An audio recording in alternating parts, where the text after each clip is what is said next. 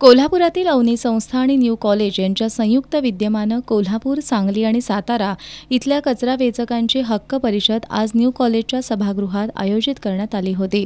शिवाजी विद्यापीठाच्या राज्यशास्त्र विभागाच्या माजी विभाग प्रमुख आणि शारदाबाई पवार अध्यासन केंद्राच्या समन्वयक डॉक्टर भारती पाटील या परिषदेच्या अध्यक्षस्थानी होत्या।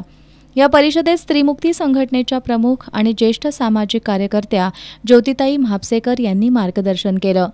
कचरा वेचक महिलांच्या अधिकारासाठी देशात 8 एप्रिल 2016चा घनकचरा व्यवस्थापन कायदा संमत झाला। आपला देश डम्पिंग ग्राउंड मुक्त करायचा असेल आणि पर्यावरण स्वच्छ ठेवायचं असेल तर कचरा वेचकांना वॉर्ड तसंच गावानुसार कचरा वर्गीकरणाच्या कामात सामावून घेतलं पाहिजे असं त्यांनी सांगितलं।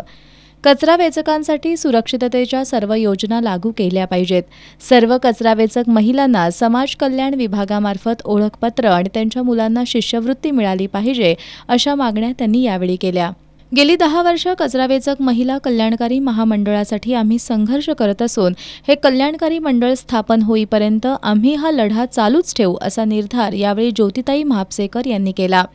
सांगली, सातारा आणि कोल्हापूरमधील 400 कचरावेचक महिला या परिषदेला उपस्थित होत्या। यामध्ये 18 ठराव संमत करण्यात आले।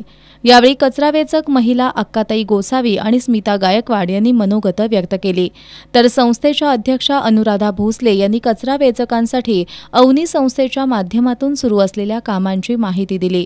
यावेळी अवनी संस्थेचे उपाध्यक्ष संजय पाटील, न्यू कॉलेजचे प्राचार्य व्ही.एम. पाटील, कोल्हापूर कॅन्सर सेंटरच्या संचालिका डॉक्टर रेश्मा पवार, डॉक्टर जयसिंगराव कदम, प्राध्यापक अरविंद गावडे यांच्यासह अवनी संस्थेचे कर्मचारी आणि कचरावेचक महिला उपस्थित होत्या।